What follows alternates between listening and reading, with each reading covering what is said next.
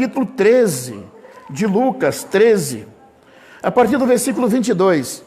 E eu queria mandar aqui um abraço para todos os amigos e irmãos das redes sociais e dizer para vocês, sejam bem-vindos. Logo após, nós estaremos orando e estaremos orando aqui, que esse é o culto da família, por toda a família. Ô Ana, passamos tempos enclausurados, né? Porque a Maitezina já virou uma moça, misericórdia. E a Estezinha, cadê a Estezinha? Ô Esté, linda, todo mundo ficou velho, né? Glória a Deus. Então, meus irmãos, Lucas 22, o tema é a porta estreita. Eu quero que vocês todos participem dessa leitura, tá bom? Quem não está com a Bíblia, ou pessoa que está sentado, tenta ajudar a pessoa. Oi, mãe, eu estou sem máscara porque eu estou virado para vocês. E estou distante, e os irmãos estão na minha retaguarda, entendeu? É só falando também para o pessoal não achar que a gente é né?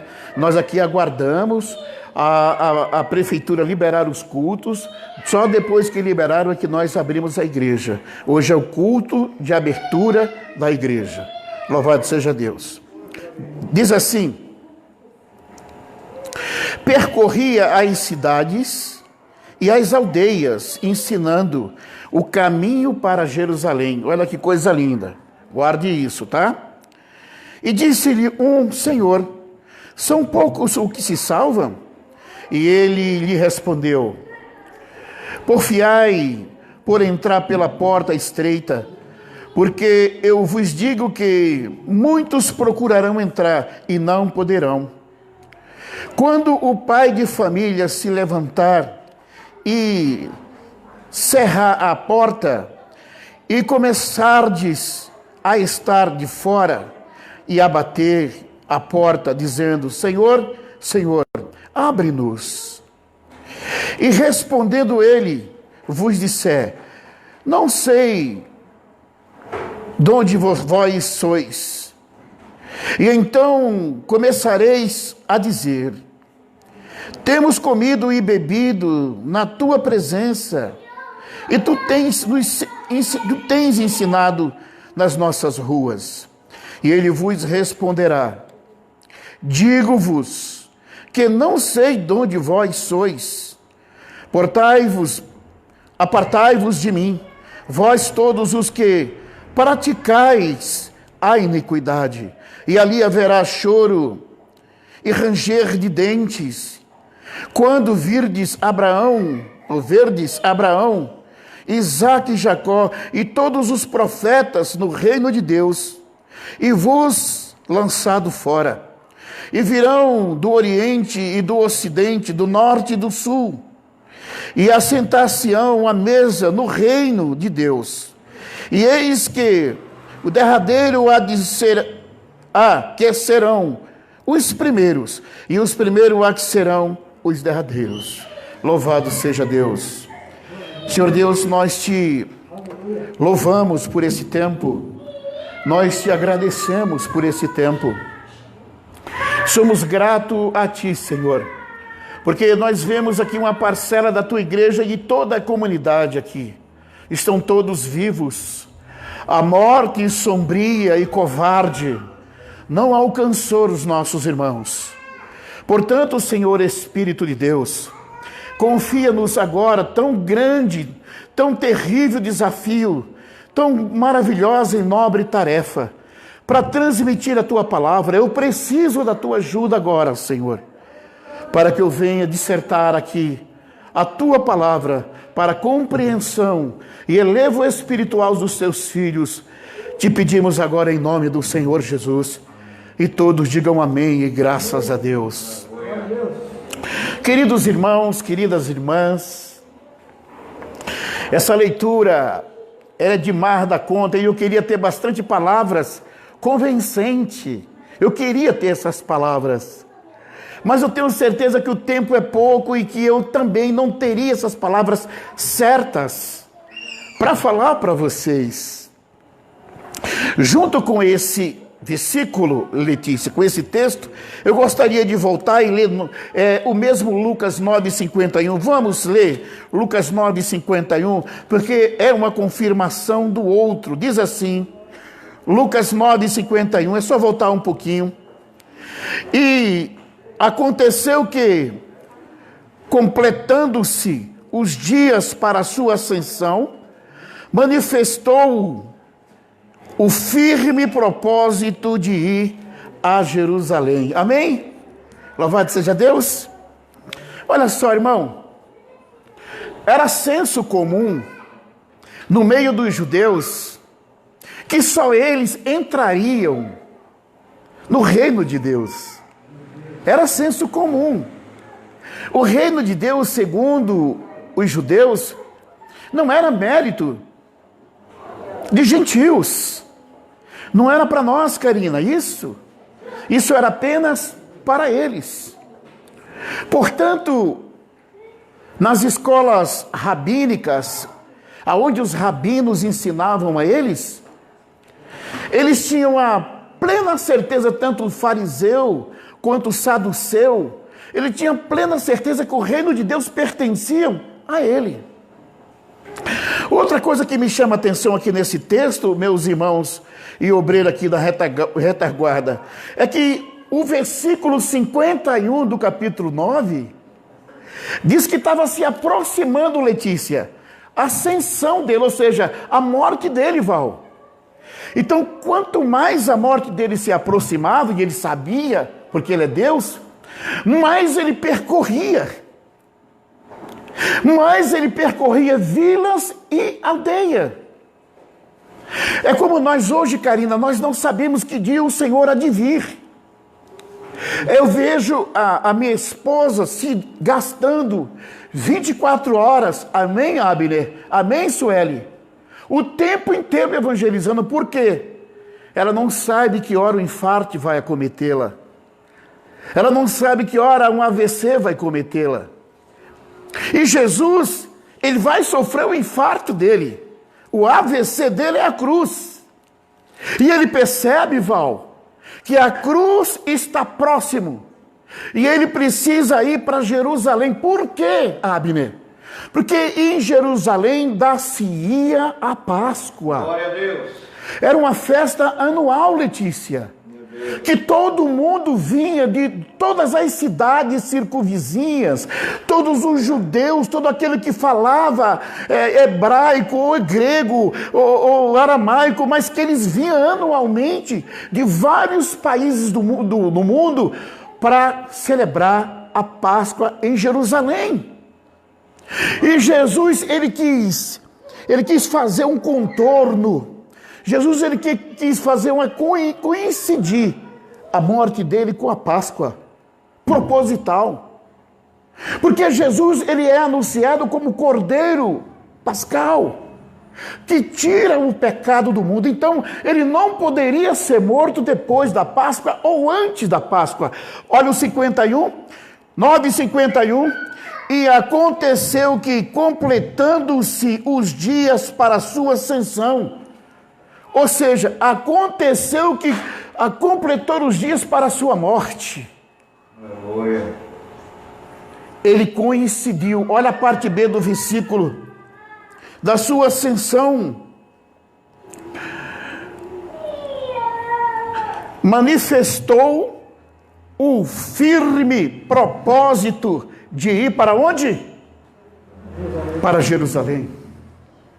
Para que é que ele queria ir, estava com esse firme propósito para ir para Jerusalém? Por quê? Porque lá ele iria ser morto e cumprir-se as Escrituras. Mas enquanto isso não aconteceu, Jesus, que é um personagem marginal, ou seja, vem das margens, da periferia, ele vem da periferia para o centro. O centro é o quê? Jerusalém. Então, ele tinha que ir para lá para coincidir a sua morte com a Páscoa, para assim se cumprir aquilo que disse as Escrituras. Mas Abner, mesmo ele estando, Paulinha, angustiado, com a sua alma chorosa, dolorida, sofrível, a ponto de sair sangue pelos poros dos seus cabelos, de tanta angústia, ele sabendo dessa agenda fria, mórbida, não paralisou-lo. Ele não ficou paralisado por conta dos acontecimentos que passava horas a fio na sua mente. E ele diz, olha, e percorria cidades, aldeias, ensinando o caminho para Jerusalém. Nós, quando estamos passando por dificuldades, essa semana a gente passou, minha família passou por alguns propósitos. A intenção, o que é natural da gente é murchar o nosso coração, é dar um passo para trás. Por que será, meu Deus, que tal coisa aconteceu simultaneamente nas nossas vidas?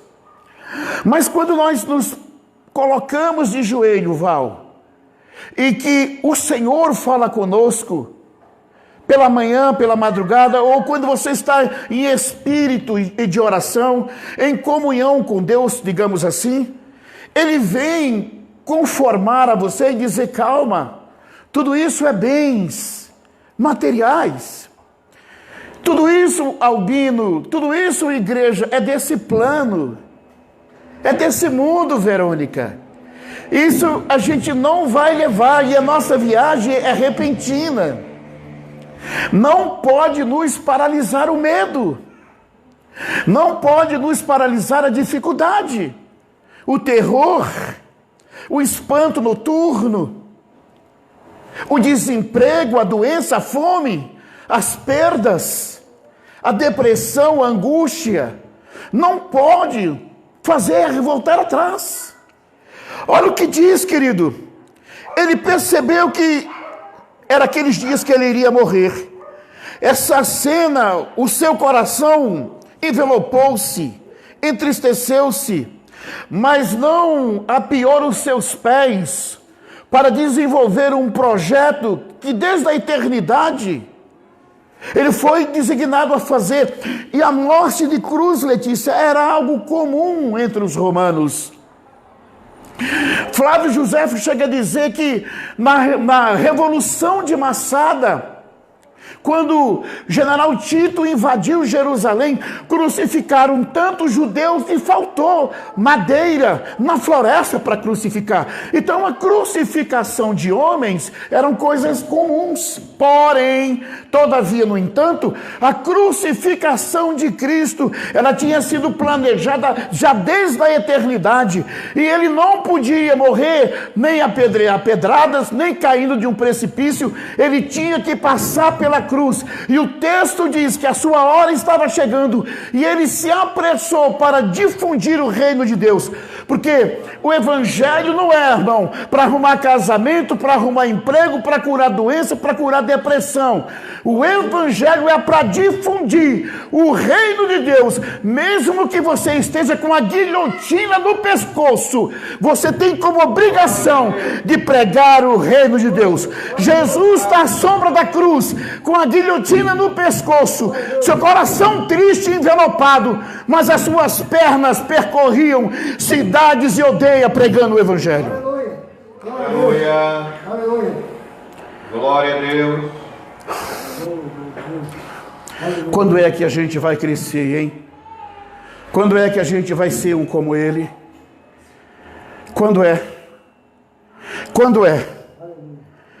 E ele diz, percorria, ensinando e caminhando para Jerusalém.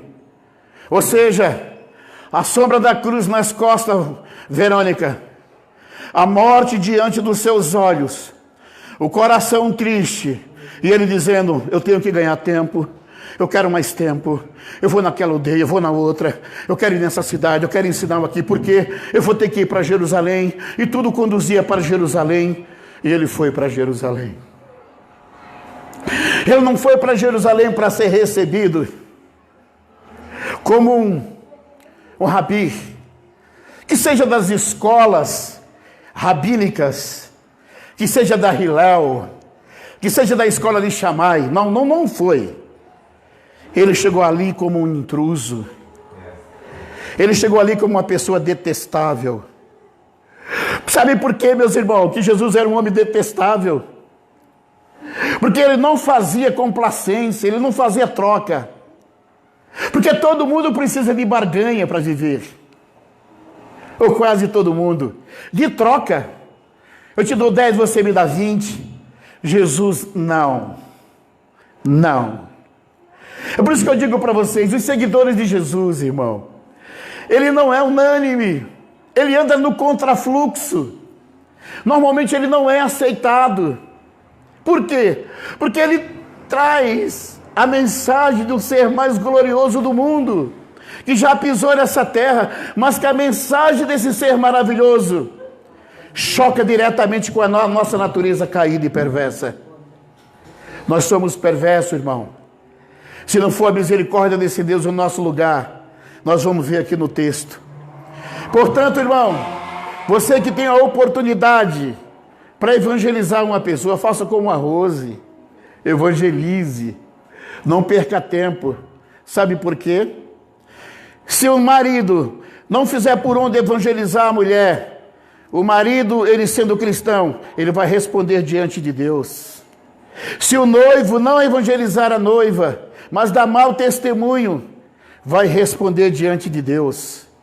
Se a namorada não evangelizar o namorado ou vice-versa, vai responder diante de Deus. Sabe por quê?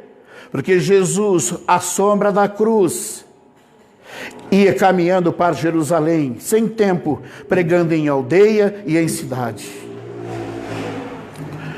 Aguarde o que eu estou lhe dizendo e pague para ver. Só isso. Aguarde. Olha o que ele diz no versículo 23. E disse-lhe um Senhor: são poucos os que se salvam? E ele lhe respondeu: porfiai e entrai pela porta estreita, porque eu vos digo que muitos procurarão entrar e não entrarão. Olha a pergunta que Jesus está falando aqui. A resposta, aliás.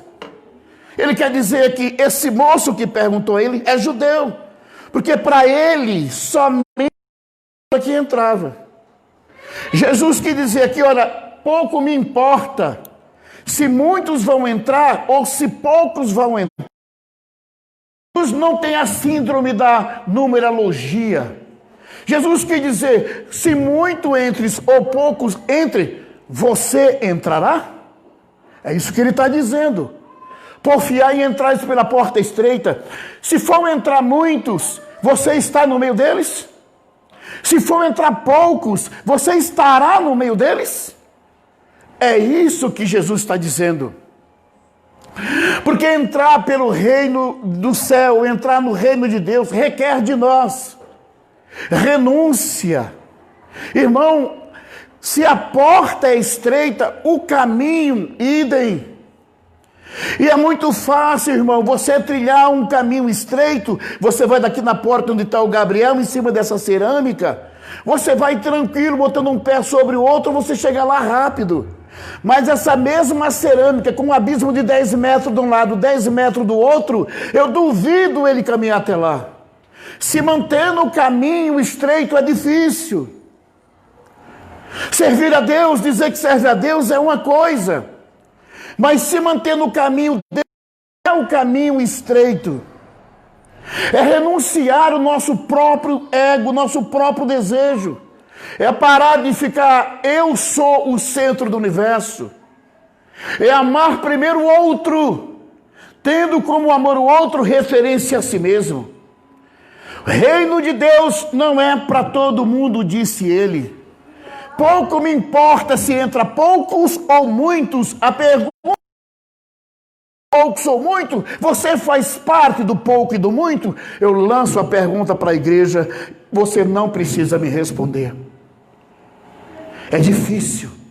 E Jesus disse que ele é a porta. Lógico que isso aí é uma figura de linguagem. Quem entrar por ele entrará e sairá e encontrará pastagem.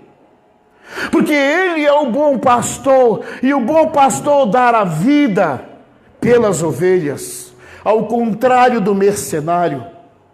Então, para Jesus não importa se é muito ou se é poucos que entrem, mas é necessário entrar no reino de Deus. Louvado seja o nome do Senhor. Vamos prosseguir. E esse cidadão tem uma resposta que ele não gostaria de ouvir. Ele não gostaria. Por que que ele não gostaria de ouvir? Porque na mente dele, somente os judeus é que poderiam entrar por essa porta. O 25. Quando o pai de família se levantar e cerrar a porta, ele fala de Deus. Era um costume judeu que quando alguém, na hora de dormir, que as portas eram cerradas, não se atendia mais a ninguém. Inclusive nós temos a parábola daquele homem que bate na porta pedindo pão. Não se abre mais, incomoda. Então ele usa a figura aqui do pai de família. Olha o que ele diz: quando o pai de família se levantar e cerrar a porta, e começar a estar do lado de fora, e a bater a porta, dizendo: Senhor, Senhor, abre-nos. E respondendo ele, vos disser: não sei de onde vós sois.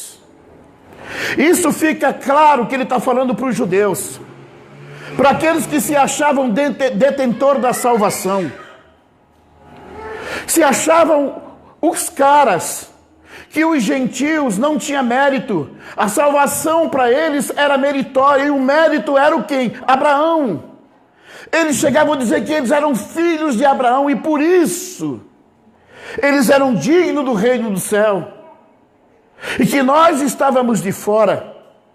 Pois ele está dizendo aqui: olha, vocês baterão para que se abra, e a porta não se abrirá. O que ele está querendo dizer? Vocês perderam a oportunidade, porque vocês são filhos de Abraão, descendentes de Abraão. A vocês foram revelado o Messias, o Machia, foi revelado a vocês, e vocês negligenciaram isso, perderam essa oportunidade. Portanto, igreja amada, não perca essa oportunidade. Vocês são conhecedores do Evangelho. Vocês conhecem que a porta está para se fechar. O Senhor Jesus está à porta. A gente é inteligente para perceber os sintomas. Jesus disse que os sintomas a gente tinha que perceber. Os sinais. Ele diz: olha, o homem sabe no tempo em que vai chover ou fazer sol, olhando pelos sinais. E vocês não reconhecerão os sinais do fim dos tempos. Os dias estão aí. Olha como é que a igreja está toda amordaçada. Isso aí há 6 meses atrás, isso era uma loucura falar um negócio desse que ia acontecer. Mas está aí.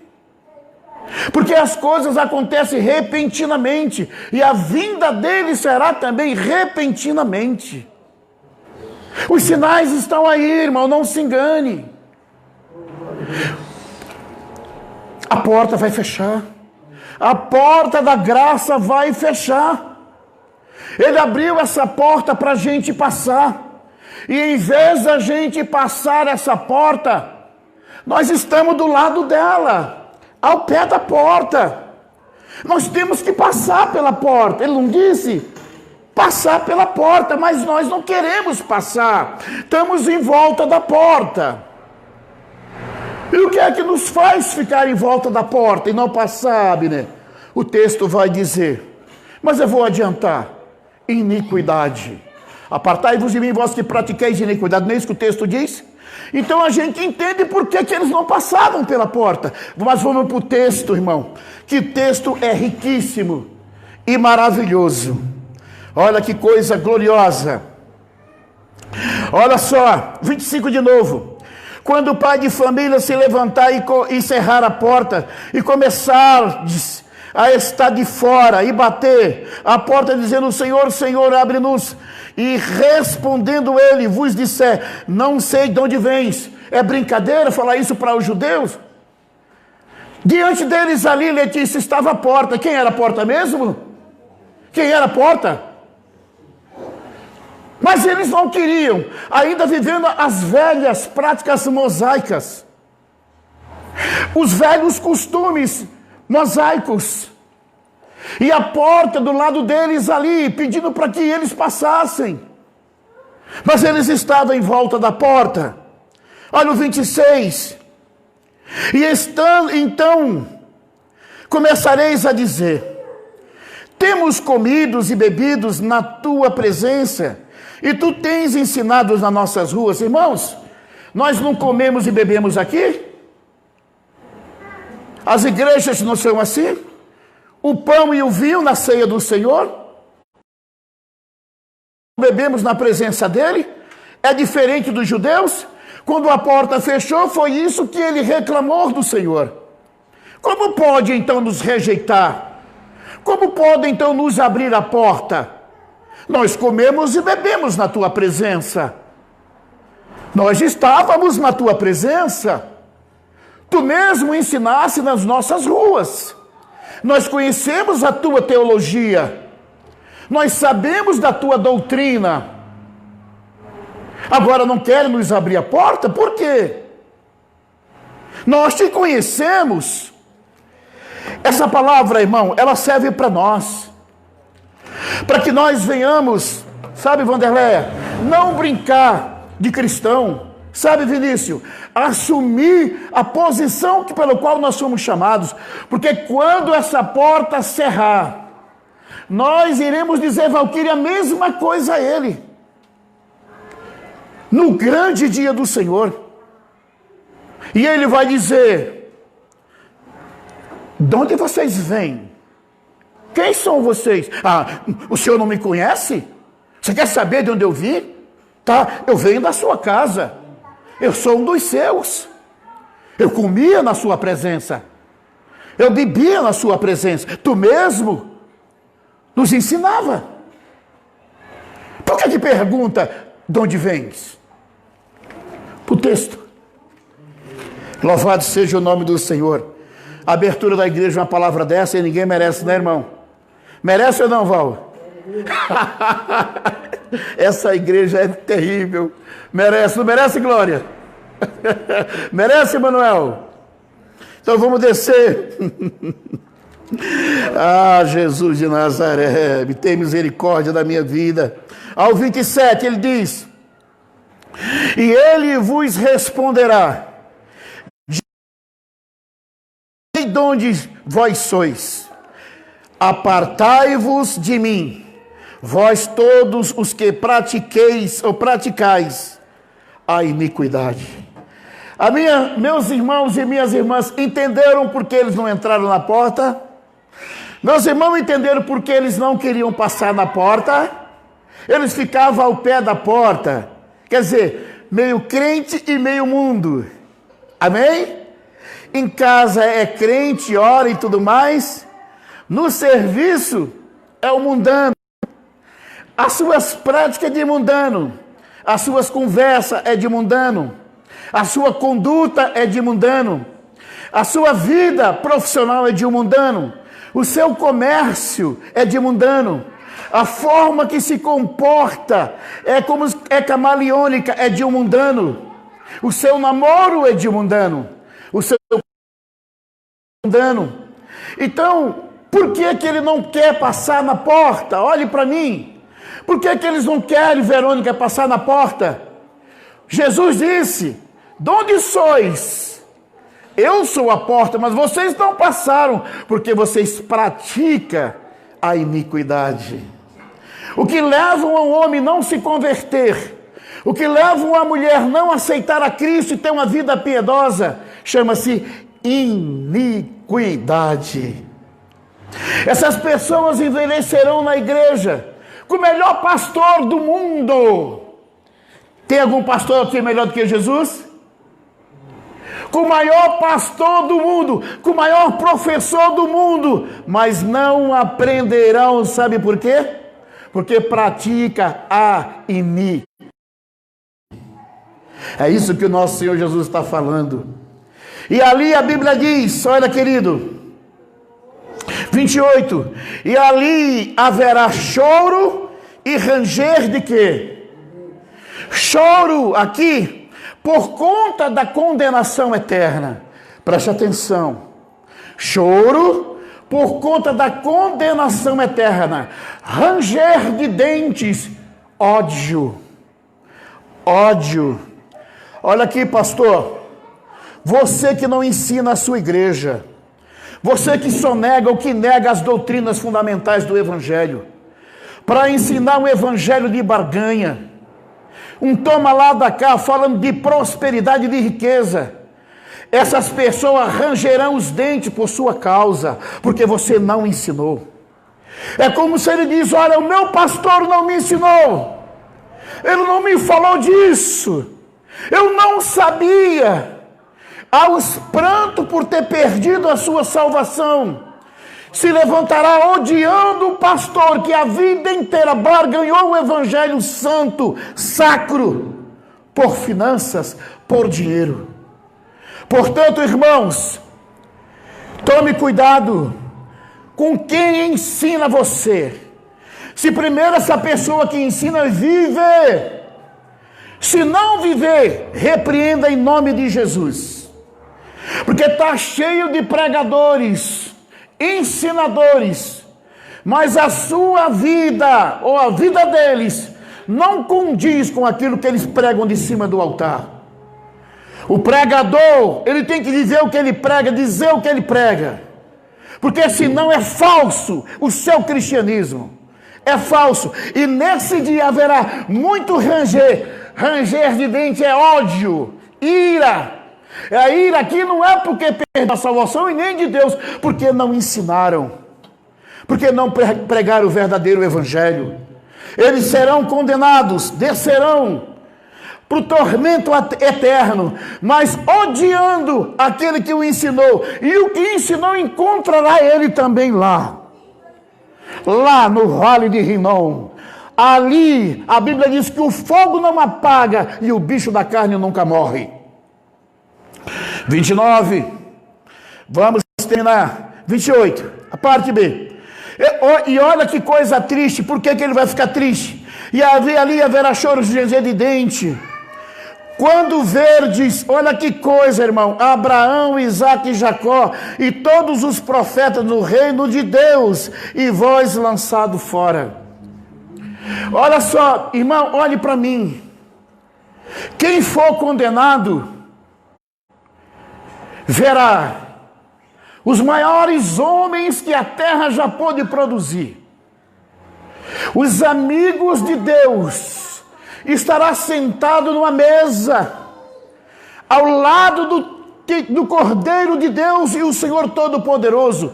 Ele diz que verá Abraão, Isaque, Jacó e todos os profetas, os 4 maiores e os 12 menores verão, mas ele não terá oportunidade de entrar nesse lugar. Imagine, irmão, que exclusão, imagine que discriminação, imagine que dor terrível. Você vê diante de você a porta aberta, com esses grandes homens, Sueli, diante de você, e você não tem a possibilidade de pegar na mão de um deles.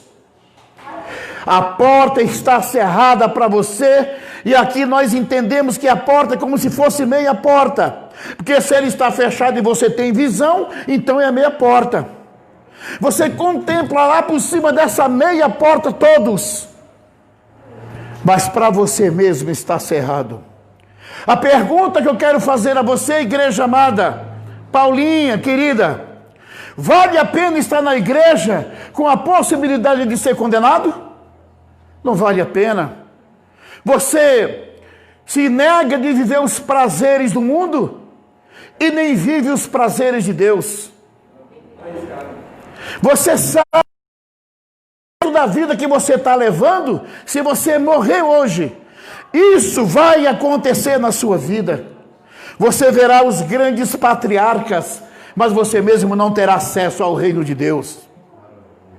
Vamos para a reta final. O último versículo. E eis que o derradeiro que serão os primeiros, e os primeiros serão os derradeiros. E a minha mensagem acabou aqui. O que é que significa isso? Ele está dizendo para os judeus: vocês não dizem que são de uma linhagem pura? Vocês não dizem que vocês são, que vocês entrarão no reino dos céus, porque vocês são filhos de Abraão? Porém eu vos digo, que virá gente do Oriente e do Ocidente, do Sul e do Norte, do Leste e do Oeste, entrarão e cearão na mesa com todos, patriarca e com cordeiro, e vocês, filhos de Abraão, ficarão de fora. Que sirva para nós, na abertura da igreja, essa mensagem, para você, meus amigos da rede social, tome cuidado. Jesus é a porta, essa porta está aberta. Não fique ao pé da porta, mas passe por ela, porque a Bíblia diz que ele reclama para si o caminho, a verdade e a vida, e ninguém vem ao Pai se não for por ele. Esse momento, querido, é um momento de reflexão para todos nós, que nós vivemos um mundo de morte. A todos os dias, amanhã pela manhã, você assiste o jornal matutino, que você verá que em 24 horas, dezenas de centenas de pessoas desceram à sepultura. E a pergunta é: quem de nós aqui é melhor do que eles? Quem de nós aqui garante que amanhã estejamos vivos? Te conserta com Deus hoje, porque o dia de amanhã vai ainda estar na eternidade. Pode ser que amanhã você desperte e ele venha para você, e pode ser que amanhã você não desperte mais. Aleluia. E amanhã nós temos uma notícia súbita em casa. Sabe quem partiu? Porque nós estamos vivendo num tempo, e a vida do homem é breve. Não adianta a gente se enganar com as coisas desse mundo. Vai passar. Quando você menos esperar, cumprir-se-á o reino de Deus e a sua justiça. Aplauda o Senhor nessa noite.